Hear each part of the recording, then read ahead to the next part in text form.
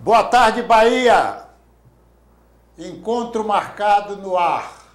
Hoje temos a satisfação de termos em nossos estúdios o Dr. Fábio Freire, especialista em Direito do Trabalho.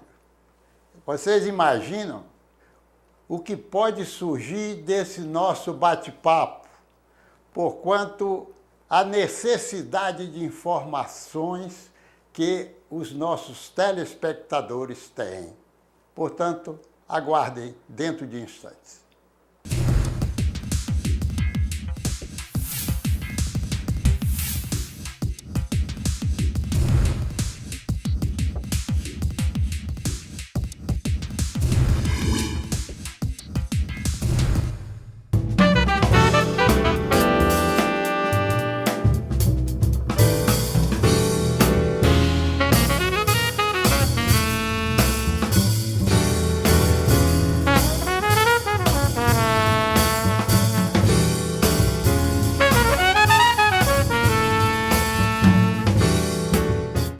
Doutor Fábio, mais uma vez, eu quero externar a nossa satisfação pela sua presença.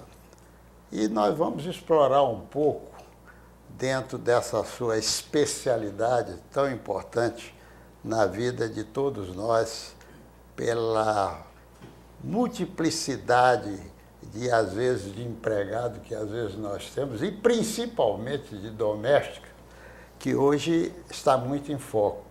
Então, eu gostaria de lhe perguntar primeiro, como eu e outros tantos, quando preenche aquele carnê de recolhimento, e lá naquele identificador você põe 1600.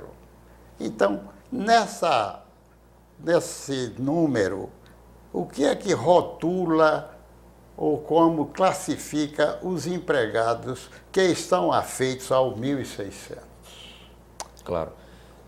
Desejar boa tarde a todos, né? Dizer que minha satisfação de estar presente também nesse programa. Então, vamos lá. O que é o identificador 1600? Primeiro, a gente precisa entender o que é um empregado doméstico. O empregado doméstico é aquele que trabalha numa residência familiar, sem fim lucrativo, de forma habitual, né? O que seria sem fim lucrativo? Uma família não tem o objetivo de render lucro, de gerar lucros. Então, se ele desempenha aquelas funções e que não tem que gerar lucro, ele sim é um empregado doméstico. Então, partindo desse suposto, qualquer pessoa que desenvolva esse tipo de atividade, ele é considerado empregado doméstico, quer seja ele segurança, motorista, a própria empregada doméstica, né? Então, você pode identificar também estes cargos com essa nomenclatura, com esse identificador também. Então, todos esses ficam englobados. Perfeito. Nesse trabalho sem fins lucrativos para pessoa física ou família. Entendi. Então, nesse caso, aí fica rotulado também, por isso que vem o FGTS. Parece que está havendo alguma coisa, pelo menos se fala jornal, e parece que até já bem adiantado, algumas PECs lá dentro do Congresso Nacional. A PEC, meus telespectadores, se alguém não sabe, nós vamos apenas definir PEC. A PEC é Projeto de Emenda Constitucional. Dentro do contexto, e aí estou me lembrando dos 12 anos que passei lá na Câmara de Deputados, é um rito muito demorado para se fazer uma PEC. E, inclusive, a sua eleição de aprovação, para que houve de quórum, ela precisa de 3/5 para que essa PEC seja aprovada, apesar de passar por uma comissão especial para estudar, digamos assim, o que está afeito a esse projeto. Então, fala-se aí numa PEC 478. O que é que o senhor diz dessa PEC, doutor? Então, o que seria a PEC 478? A PEC 478 é uma proposta, né, um projeto de emenda constitucional, onde ele trata, basicamente, dos empregados domésticos. Ele vem a conferir, se aprovado, os mesmos direitos trabalhistas ao empregado doméstico. O que seria? Aí seria a obrigatoriedade do recolhimento do FGTS, o reconhecimento das horas extras, né? As horas deveriam ser computadas e pagas. Então, todos os trabalhos, a carga horária, as 44 horas semanais, sendo 8 diárias, né? Então você teria, na verdade, 16 mais direitos, o que lhe deixaria equiparado a um trabalhador normal, comum. Hoje em dia, a empregada doméstica ela não tem tantos direitos quanto. E agora me diga uma coisa, também se fala em uma PEC, que eu não sei o número, nem sei se já está rotulado esse número, de que há uma compensação na história do recolhimento que se faz de 12%, que talvez houvesse uma diminuição compensatória. O senhor ouviu falar alguma coisa dessa? Então, muito se especula nesse sentido. Por quê? Porque com a aprovação dessa PEC, né, você vai ter um encargo de 8% a mais. Né? Você vai ter que recolher a FGTS, vai ser obrigado, e não vai ser apenas mais facultativo como é hoje em dia. Então, havendo isso, existe o temor de uma demissão em massa. Quer dizer, como vai aumentar muito o custo de um funcionário, pensa-se que pode haver um aumento de demissões. Aí estuda-se maneiras para que não fique tão pesado no bolso do empregador, e uma dessas maneiras é a diminuição desse imposto, dessa contribuição. O senhor não acha que essa PEC, com todos esses benefícios, será que traria, digamos, uma quantidade maior de empregos ou talvez houvesse mais desempregos?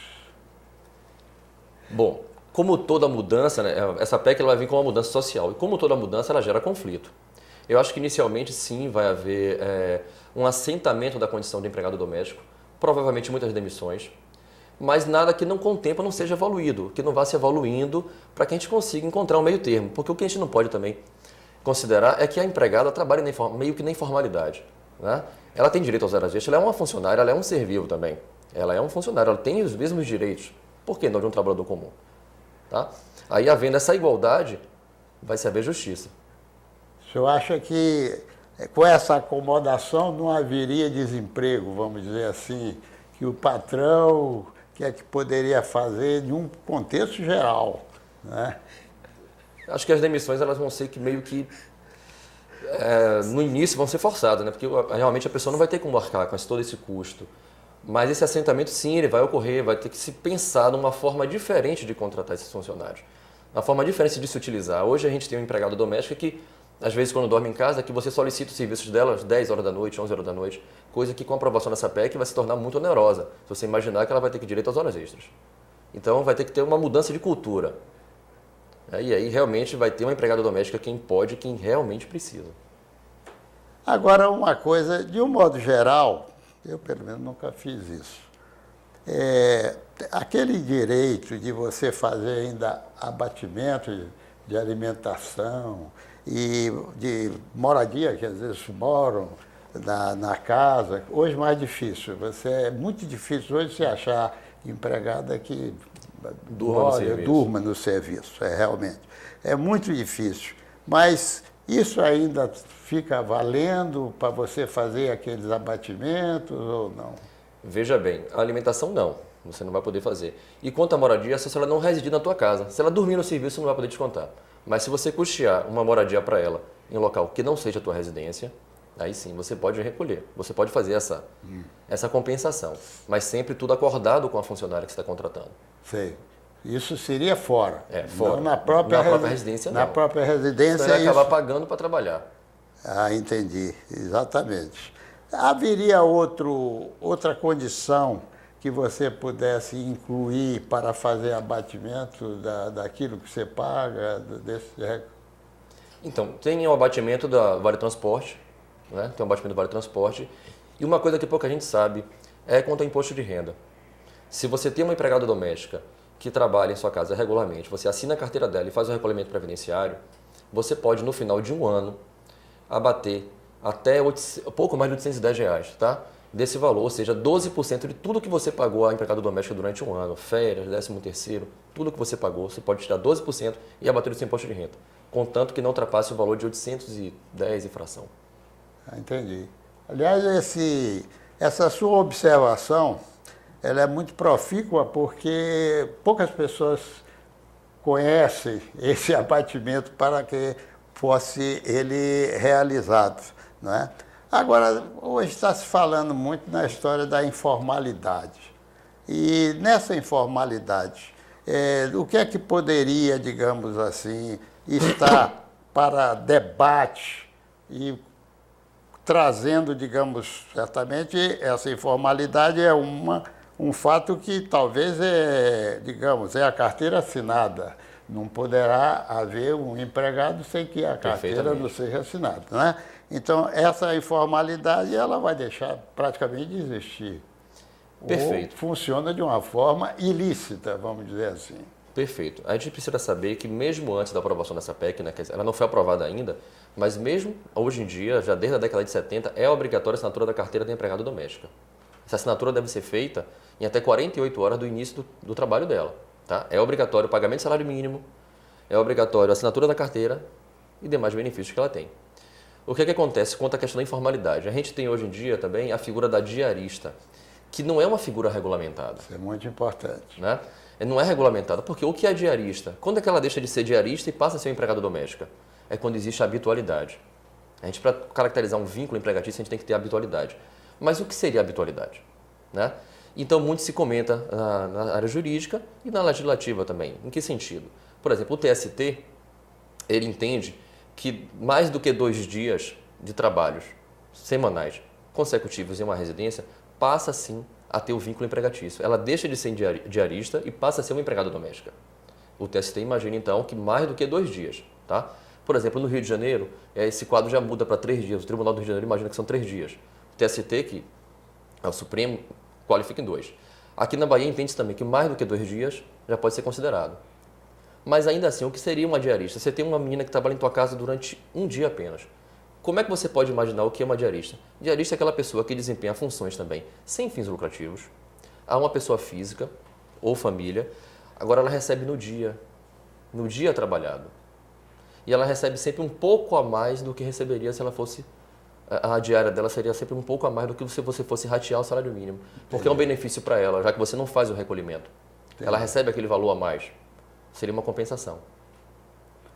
Mas você também, falando desse abatimento, você também pode, digamos assim, ao recolher, você tem o direito de aquela parte dele, que você realmente recolhe, é 8%, me parece. Então, esses 8% você pode abater, digamos, do pagamento do salário. O recolhimento previdenciário é sempre 20%, 12% do empregador, né? E 8% do funcionário. Isso aí você abate normalmente, como já é feito.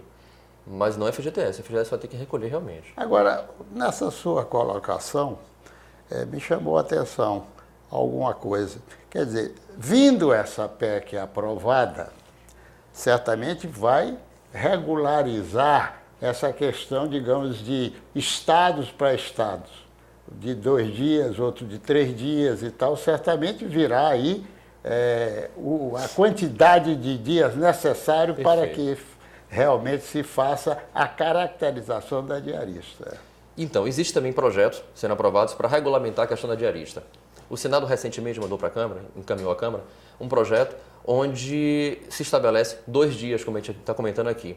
Só que a Câmara foi e alterou o texto para 1 dia, o que provavelmente vai gerar uma polêmica muito grande. Aí esse projeto agora ele retorna ao Senado, né, uma vez que houve alteração, para que volte de novo. Regulamentando essa situação, aí sim você vai ter. Porque vale ressaltar que a diarista, ela não seria alcançada por essa PEC se aprovada, porque ela não tem carteira assinada. Então a diarista não teria hora extra, não teria FGTS, recolhimento previdenciário. Né? Então precisa se regulamentar a questão da diarista. Aí regulamentado por lei é que você pode dizer. Entendi. Aí realmente é um problema muito sério ainda para poder conseguir trazer uma tranquilidade, não só para os patrões, até mesmo para os empregados nesse contexto, né? Eu até me lembro, antes de nós iniciarmos aqui o programa, chegou às minhas mãos alguns questionamentos que eu iria, digamos assim, lhe fazer essa pergunta. Essa, por exemplo, é uma pessoa de Alagoinhas, Iracema, que diz assim: trabalho em casa de família há 15 anos. O que posso tomar para entrar em conflito com meus patrões? O que posso dizer tomar... ele botou aqui, certamente o seguinte, ela, na verdade, quer saber o seguinte, em 15 anos que ela trabalha, o que ela pode fazer para não entrar em conflito com os patrões, mas que queria alguma coisa que lhe desse uma sustentação, até de uma argumentação para conseguir algum benefício. A argumentação maior é a lei que já existe, né? Já desde a década de 70 já, onde ela tem que ter a carteira dela assinada. Essa funcionária, ela é uma verdadeira bomba relógio para o empregador. Porque ela sendo demitida, ela provavelmente vai buscar os direitos trabalhistas dela e não vão ser poucos os direitos dela, né? Que vão ser averiguados por um juiz. Ele provavelmente vai ser condenado no valor. O que ela pode fazer? Sentar com o patrão dela, regularizar a situação, ser assinada a carteira dela com data retroativa, e para isso o patrão precisa recolher, fazer os recolhimentos previdenciários dela, de forma retroativa também. Procurar um posto, procurar saber, parcelar isso se for possível, porque ele inclusive pode ser multado. Entendi. A melhor coisa a fazer é regularizar a situação dela. Então, Iracema, se você, por exemplo, vai nos assistir, já está aí a forma como você deve proceder. Tem uma outra aqui, que é aqui de Salvador. Luciene, trabalho e moro na casa. Como será dividido este tipo de função com a carteira de trabalho? Deu para entender? Eu acho que ela está querendo falar sobre as horas extras, né? Porque ela deve trabalhar durante todo o tempo, né? É verdade, é verdade. É mais uma outra questão polêmica, porque como é que a gente... Uma casa você não consegue conceber um livro de ponto. Normalmente o patrão sai de manhã para trabalhar, retorna à noite, e muitas vezes não sabe o horário que o funcionário largou efetivamente o serviço, né? Que ele se recolheu. No caso dela, se recolheu para dormir, que ela dorme na residência. Então, como é que você vai fazer isso? Realmente um ajuste, vai ter que haver um reajuste social para que você possa criar, a partir daí, mudar realmente a cultura do funcionamento de uma casa como uma empregada doméstica. A fórmula, eu não sei. A gente vai ter que encontrar essa fórmula, porque é uma profissão necessária hoje no país, né? A babá, a empregada doméstica, o motorista, o vigia, eles são realmente necessários, são empregos necessários e vão ter que se ajustar, vai ter que se adequar. Agora, não existe uma fórmula para isso. O que existem são diretrizes que têm que ser cumpridas. Agora, como é que vai ser feito, eu acho que vai partir muito de cada residência para averiguar a questão das horas extras, né, esses recolhimentos. Como é que vai ser? Vai ser, eu acho que cada família que vai ter sua forma de trato com o funcionário. Ainda tem outra. À vontade. Ela é bem maior, hein? Perderão muitos empregados domésticos seus postos de trabalho? Aqui ele fez uma pergunta. E parece que tem mais. Aliás, tem uns questionamentos aqui. Então vai o primeiro. Como a gente havia falado, né? E toda mudança gera conflito. E eu acho que o conflito vai existir sim e alguns postos vão ser ceifados, vão acabar alguns... Alguém normalmente vai ser demitido com isso daí. A gente vai mudar muito o nosso sistema. Como, aliás, a gente presencia isso em outros países, né? Eu gosto muito porque eu conheço assim mais de perto a vida americana e a gente vê lá como é que funciona essa história lá. E empregada é coisa rara, né? Porque você manter empregada lá é coisa muito difícil, né? Muito caro. Mas também vale ressaltar que o tipo de vida, às vezes, lá facilita um pouco, né? Você tem lavanderias que ficam abertas 24 horas por dia. Verdade. Você tem uma forma muito mais fácil de você consumir alimentos, comprando em mercado congelado, numa quantidade muito mais viável à tua família. Então, a sociedade lá, ela se protegeu também disso. Quando ela viu também que não era possível você ter um funcionário dentro de sua casa, ela começou a criar caminhos para que se tornasse sustentável um cidadão sem uma empregada doméstica. É verdade. E eu até queria ali acrescentar uma coisa. Além dessas lavanderias, até os próprios edifícios mantêm aquelas lavadoras lá no andar daquele para você mesmo ir lá fazer, bota lá sua moeda e tal, e fica esperando aprontar aquela roupa e tal. É uma mudança de cultura, né? É verdade. É uma mudança de cultura. É uma coisa. Agora vamos ver outra coisa aqui. Pedirão patrão e tal. Estas conquistas dos empregados domésticos são, de fato, conquistas práticas para toda a categoria? Lógico, né? Perfeitamente. Não há dúvida. No fim de contas, haverá benefício ou prejuízo? e só vejo benefícios. Eu também estou vendo, Né? é claro. Quando você prevê, por exemplo, com o pagamento do FGTS, você vai ter direito ao seguro-desemprego, que você não tem hoje em dia. O empregado doméstico, ele demitido, né? Ele vai ter direito com a demissão sem justa causa, aos 40% da multa que tem direito, né? Qualquer trabalhador tem direito a essa multa. Ele vai ter o aviso prévio indenizado, ele vai ter o FGTS dele recolhido, então ele vai ter direito ao seguro-desemprego mensal. E todas as outras conquistas. Ele vai ser igualado, ele não vai haver mais a discriminação entre um funcionário doméstico, um empregado doméstico, e um outro funcionário qualquer. Só melhorias. A gente vê, por exemplo, que aí já é um amparo sobre todos os aspectos e eu também acho que você vai encontrar benefícios, né? Eu também acho que um meio termo poderá funcionar nesse contexto de acomodação. Sim, sim. Não é verdade? Principalmente essa história das diaristas, né? Eu acho que isso vai ser levado em consideração alguma coisa que possa ocorrer. Me diga uma coisa, qual é uma orientação maior que nós aqui nesse contexto não tratamos e que você poderia dizer do que não esteve assim nessa pauta nossa Certo. de entendimentos e perguntas? Então, ao empregador, regularize a carteira de tua funcionária, assine a carteira da tua funcionária, veja o que você está devendo a ela, procure se informar e regularize. A empregada doméstica, se informe, procure saber seus direitos. Né? Hoje em dia a informação está muito acessível a todos. A gente está gravando aqui para normalmente informá-las, né? Então ela já tem esse meio também. O teu programa serve também como instrumento de informação. Agora, me diga uma coisa, doutor, além dessa parte de empregada doméstica, nessa área trabalhista, qual outro assunto ou dessas, digamos, queixas que são realizadas e que realmente são debatidas fora de empregada doméstica que entra no seu escritório de advocacia? A maior parte das reclamações trabalhistas, elas versam normalmente sobre horas extras. Né?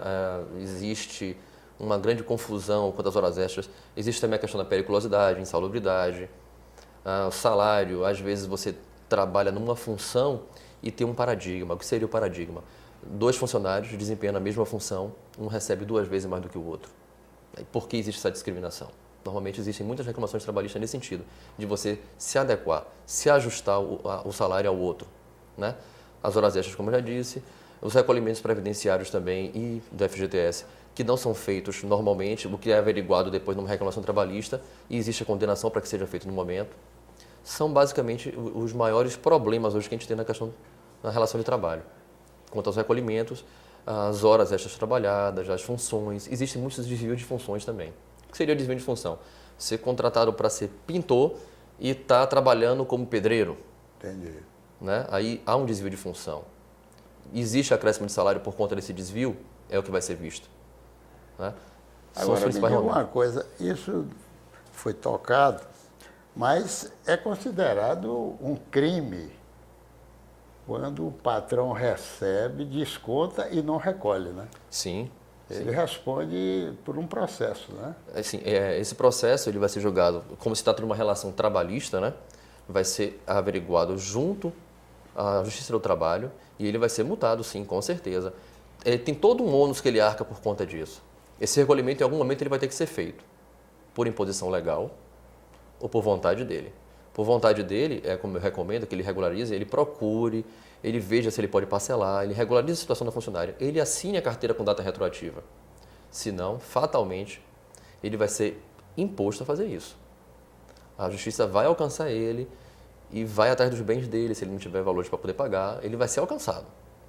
E outra coisa que você falou aí e me chamou a atenção, essa história do trabalho na mesma função. Sim. Então, digamos assim, numa firma ou em outro local, se você tiver essa diferença de pagamento para o empregado, lhe dá direito ao empregado, digamos assim, de entrar com uma ação para poder fazer jus aquela diferença que não lhe foi paga? Certo, mas vamos pontuar duas coisas, tá? Primeiro nível de experiência. O senhor concorda comigo que uma pessoa já formada, muito mais experiente, que desempenha as mesmas funções, agora seja de uma forma muito mais segura, ganhe mais. Da mesma forma do que uma pessoa, né, ganhe mais do que uma pessoa que tem pouca experiência ainda, apesar de desempenhar as mesmas funções, tem pouca experiência. Da mesma forma, você tem que pensar também o seguinte, a pessoa já tem 15 anos de empresa. Então, normalmente existe uma coisa chamada plano de carga e salário, que aí é previsto que quanto mais tempo na empresa, você recebe aquele percentualzinho maior. E quem entra agora não vai pleitear esse mesmo salário, apesar de ter desempenhando as mesmas funções. São esses dois aspectos. Agora, para a mesma contratação, mesmo período, mesmo grau de instrução, dois salários diferentes, aí sim você tem a figura do paradigma e, se existe dúvida, leva-se ao judiciário para que seja desfeita a dúvida. Um juiz vai analisar isso, né? E aí ele vai ver se existe realmente o paradigma e vai condenar ou não o empregador. Aí você tem inclusive uma retroação, né? Os salários que você vai receber e os que você deveria ter recebido. E existe esse ajuste. Agora, uma coisa que eu queria lhe perguntar, digamos assim, como uma espécie de uma estatística, lá no seu escritório, qual é a proporcionalidade, digamos assim, de funções assim como de doméstica e essas outras de empregado, de empresas que não atenderam a fatos dessa natureza? Qual é o número maior? Então, pela sua experiência. Então, lá no escritório a gente faz basicamente uma prevenção normalmente. As empresas nos procuram para saber se, olha, eu estou agindo corretamente? Normalmente não. E o que a gente faz? A gente bota a ordem na casa, a gente ensina, às vezes não é por má fé, é por falta de conhecimento. A gente ensina, instrui, para que ele não venha a ter problemas futuros. Existe também a questão da pessoa física que nos procura, que é o reclamante, no caso, o empregado. Eu diria que 70% do que nos procura lá são realmente empresas, mas também tem a figura do empregado que nos procura nesse sentido. Eu faço hora extra, não recebo, eu tenho um desvio de função, eu fui contratado por uma função e exerço 2, 3 funções, não tenho horário de descanso normal, né? Não tenho minhas férias, não pagando. Então, todos esses problemas corriqueiros também nos chegam, mas especificamente no nosso escritório, uma proporção menor do que a de empregados que querem regularizar a situação com os funcionários, que por desconhecimento, não por má fé, procuram colocar ordem na casa, para evitar futuras reclamações trabalhistas que oneram bastante. Agora, me diga outra coisa. Aí agora eu queria saber de instâncias. Sim. Digamos, então teria esse primeiro caso que se vai ao juiz, pela certo. Justiça do Trabalho. Bom, parece-me que você tem direito, ou o empregado, ou a pessoa que está sendo, vamos dizer, condenada a pagar Sim. alguma coisa. E então, aí vai o recurso para o Tribunal Regional, é isso que funciona? Perfeito. Como é que acontece? Todo mundo tem direito a um duplo grau, né? Ou seja, se eu não estou contente com a decisão deste juízo, deste primeiro grau, eu posso recorrer. Na Justiça do Trabalho, o processo é bem célere, ele corre muito rápido. E existe também uma figura no Justiça do Trabalho que é uma garantia de juízo. Como é que funciona essa garantia de juízo? Você, como empregador, sofre uma condenação de R$10.000. Você se sente descontente com aquela decisão e você tem um direito constitucionalmente garantido de recorrer dessa decisão. Mas para isso você precisa garantir o juízo. Você precisa fazer um depósito, hoje alguma coisa em torno de R$6.000, para ter direito a esse recurso. Você garante, tá? E aí vai ser analisado pelos pares lá, pelo tribunal, e você não contente ainda, você pode realmente também recorrer. Aí você vai para instâncias superiores. Mas normalmente o que acontece? O que a gente vê muito é muito acordo na Justiça do Trabalho. Porque o empregador, ele sabe onde ele está errado normalmente. Às vezes ele sabe onde está errado. E o empregado também precisa daqueles valores. Quando existe uma condenação, normalmente o acordo ele pode ser feito em qualquer momento do processo, tá? Quando existe uma condenação, normalmente se senta, se conversa, se ajusta um pagamento e se liquida logo aquele processo dali. Muitas audiências que a gente participa, inclusive, são liquidadas logo na primeira. A primeira coisa que o juiz pergunta é: existe possibilidade de acordo? Normalmente existe. E nesses acordos, quando são feitos, o juiz homologa e normalmente aquele empregado não pode nunca mais reclamar sobre aquele trabalho nunca mais ao empregador. Ele dá a quitação total e plena daquele vínculo empregatício. É o que mais acontece. É o acordo. Agora, esse recolhimento que se faz, depois você tem direito de reaver, não é? Quando você deposita... Esse depósito recursal. Isso. Então, se for confirmada a tua condenação, ele diz, olha, tu foi condenado em 10 mil, tu já recolheu 6, tu me deve mais 4. Tu complementa. Tu foi condenado em 10, tu entrou com 6 para o recurso e tua condenação caiu para 5, tu tem um saldo a receber.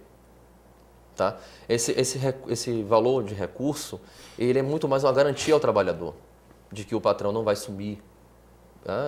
Não está só usando o recurso como uma forma de procrastinar, de atrasar o processo, de empurrar as últimas instâncias do processo. Ele tem um ônus se ele quiser atrasar esse processo.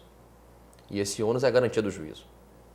Agora, uma última pergunta nesse contexto é quando você sai da esfera do Tribunal Regional para Brasília, para Sim. o Tribunal Superior do Trabalho. Qual é o processo que lhe dá esse direito de, digamos, fazer esse outro recurso? Não são todos, né, doutor? Não são todos não. Quando você está descontente de uma decisão em grau de recurso, você pode, ainda dentro desse mesmo tribunal, recorrer. Mas quando completamente está de fora, quer dizer, quando você acaba qualquer tipo de recurso dentro desse grau, você pode sim recorrer. Agora, são muito mais raros, né? Quando existe, por exemplo, infração à Constituição Federal ou ao Código de Processo. Então, ele restringe bastante. Por exemplo, o STF só pode levar uma matéria que infrinja a Constituição Federal. Ou seja, matéria de cálculo de valores quanto à liquidação de um processo, é muito mais raro você levar. É muito mais raro. Agora, é possível sim. Existem empresas, normalmente empresas maiores, que não querem criar um precedente, normalmente elas vão até a última esfera. Mas sempre quando você fere mais a Constituição, né? Isso, então. Agora também é de se lembrar o seguinte, a justiça também ela é cega, mas não é boba. Né? Quando você atrasa demais um processo e a própria justiça percebe que aquele teu recurso só tem esse fito realmente de atrasar, de postergar, ela te multa. Ah, é? Ela te multa. Um embargo, por exemplo, que você faça que não é devido, né? Ele vai te dar uma multa de 10% sobre o valor da causa. Um embargo procrastinador, você tem uma multa. Aí é diferente de uma multa. Então, você vai pagar ao empregado, ao reclamante, e uma multa também, porque você está atrasando demais. Quando você não tem aquele argumento não foi só para atrasar o processo. Eu sou protelatório. Protelatório, né? Perfeito. Agora, doutor Fábio, é o seguinte, eu acho que nós detalhamos alguns ensinamentos, a sua explicação me pareceu muito clara para os nossos telespectadores. Eu queria lhe perguntar, será que passou alguma coisa despercebida nesse contexto todo, ou algum outro que você gostaria, digamos, de detalhar nesse final nosso de conversa? Eu acho que enquanto a questão de empregada doméstica ficou bem claro, né, os direitos que elas vão fazer jus com a aprovação dessa PEC. E eu queria ressaltar mais uma vez só a questão da diarista, porque pode gerar polêmica. Aí você pode estar indo segunda-feira para a tua casa, ou da semana, e aí gerente, não, eu quero minha carteira assinada. Né? Tem que haver habitualidade. Os tribunais, o TST, que é o Supremo lá, está dizendo mais do que 2 dias. Né? O tribunal aqui, até 2 dias. Mais do que 2 dias, sim, assina a carteira. E para você fazer jus a essa futura PEC que vai ser aprovada, você tem que ter a carteira assinada. A diarista hoje, ela não é regulamentada por lei. Ela não é regulamentada. Você trabalha meio que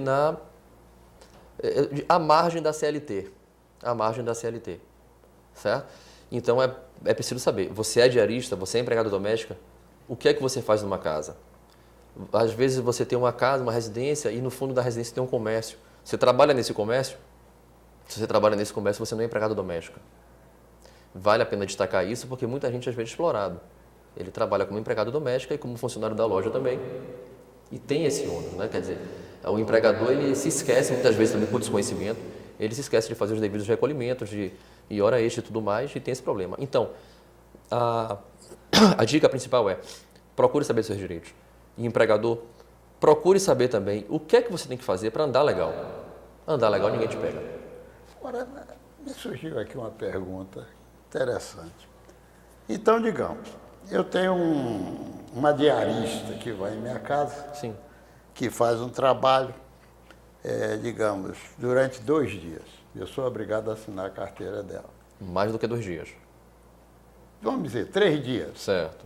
Né? E como ela faz do seu trabalho, e tem muitas assim, vai em outra casa e vai fazer mais 3 dias. E como é que funciona esse negócio da carteira? Assina um, assina outro? Sim. Como é isso? Ela pode ter mais do que uma assinatura na carteira. Ah, é? Pode sim. Ela não é vinculada. O horário dela é disponível, ela pode trabalhar normalmente. Você pode ser advogado, você pode ser professor, você pode ser juiz e professor, médico e professor. Então, se você não atrapalhar a tua hora, teu horário, não chocar o horário, né? Porque aí, havendo choque, a fraude. Não chocando o horário, você pode sim ter a carteira assinada em 2, 3 casos. E aí, só trabalharia e o salário? Ela ganharia qual salário para esses 3 casos que ela está trabalhando? 2 casos. É outro tema polêmico. Há gente que defenda que ela deve receber salário mínimo por 2 ou 3 dias trabalhados, o que oneraria ainda mais. Mas tem gente que acha que não. Tem uma corrente também que acha que não. Que acha que tem que ser pago proporcionalmente ao salário mínimo, mas com os recolhimentos. Sim, Você tudo bem. dividiria o dia trabalhado Quanto e o pagaria. recolhimento, tudo bem para lhe dar os direitos, né? Mas é também polêmica essa questão. Porque uma pessoa trabalha apenas 3 dias, você vai pagar um salário cheio para ela? Não pode. Tem gente que acredita que sim. E já outros acham que não. Você tem que pagar proporcionalmente, mas com os recolhimentos também proporcionais. Vamos ver o que é que essa PEC vai trazer. O que ela vai trazer de não é? novidade. Para poder, digamos assim, nos trazer um trabalho muito grande, maior, Com certeza. um trabalho maior para a justiça, né? E para vocês, porque certamente vai acontecer. Eu não tenho a menor dúvida, né? É um ajuste. Né? Até que essa coisa se estabilize e essa compreensão passe a existir. Eu acho que a gente andou esgotando o tema dessas curiosidades e até necessidade desses ensinamentos, né? Então, nesse contexto, eu quero mais uma vez lhe agradecer a sua gentileza de atender o convite, de vir aqui para detalhar todo pelo seu conhecimento e que faz do seu dia a dia e que certamente os nossos telespectadores conseguiram alguma lição para que eles não se insurjam em necessidades de estarem defendendo Sim. ou indo à justiça do trabalho para, digamos assim, exatamente debater essa incompreensão. Então, eu quero lhe agradecer, sinceramente, e foi um prazer muito grande de tê-lo aqui, tá bom? Ok. Eu agradeço também e me coloco à disposição. Certamente Obrigado. abusaremos. Fique à vontade. Obrigado.